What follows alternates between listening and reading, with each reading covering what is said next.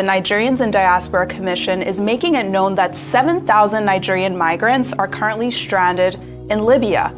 So the details came out late last night with the chairman of the commission, Abike Dabiri Erewa, saying, quote, "As we speak, 7,000 Nigerians are stranded. In 2025, people still travel through the desert to die."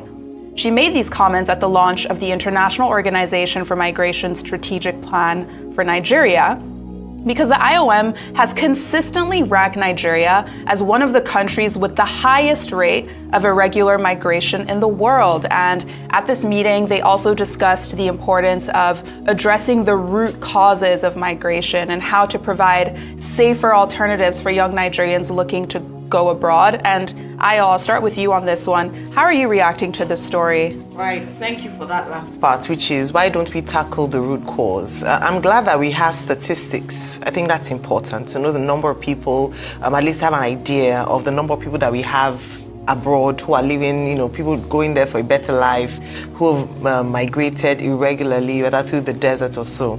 And as we said earlier this morning, we had talked about why some, crime persists, terrorism persists. It's the same reason, very similar to why people are looking for any means whatsoever to travel anywhere.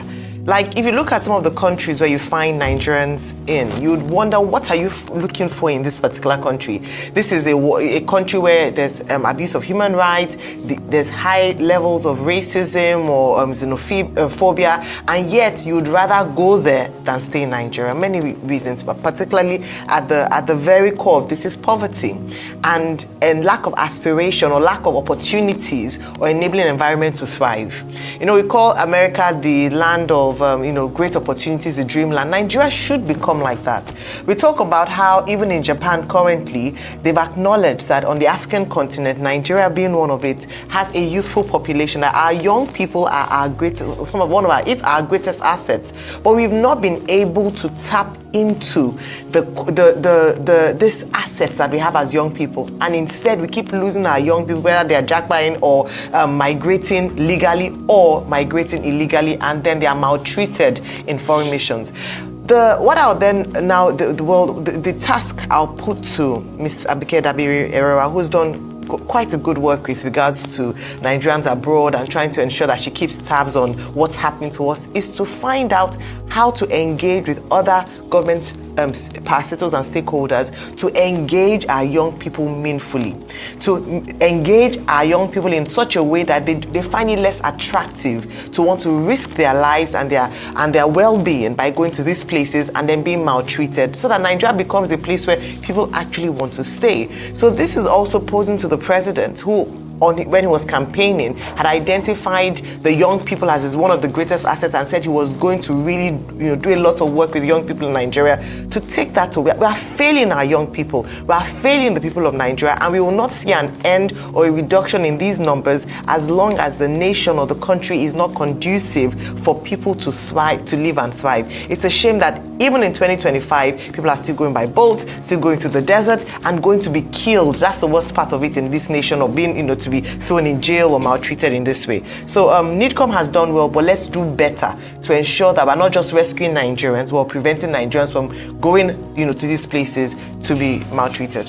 The main root cause is the economic adversity in Nigeria, the loss of dreams for the average Nigerian, the absence of an enabling environment under which the Nigerian youths can prosper and flower.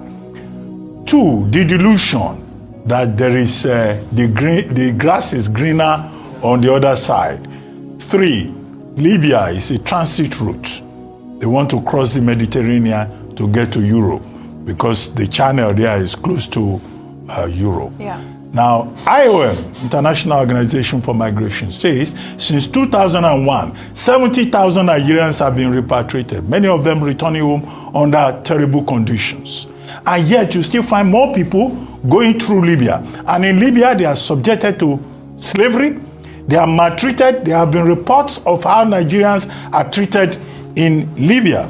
And yet our people continue to go because they've lost faith in their country. Yeah. I think a lot has to be done in terms of public enlightenment. That life is not better necessarily on the other side. There are many Nigerians who are living abroad who are basically struggling to survive. It's not that easy. But yet our young Nigerians have this belief that, once you can cross the Mediterranean, many die in the process. Their boats capsize. So I think we just need to do a lot more in terms of public enlightenment, this JAPAP syndrome. But then we have to improve conditions at home so that people can have that sense of patriotism that their country believes in them, so that they too can believe in their country. This disconnect between state and individual is at the very root of it. Absolutely. And, like we said, these are numbers that we're seeing, but at the end of the day, these are individual people's lives.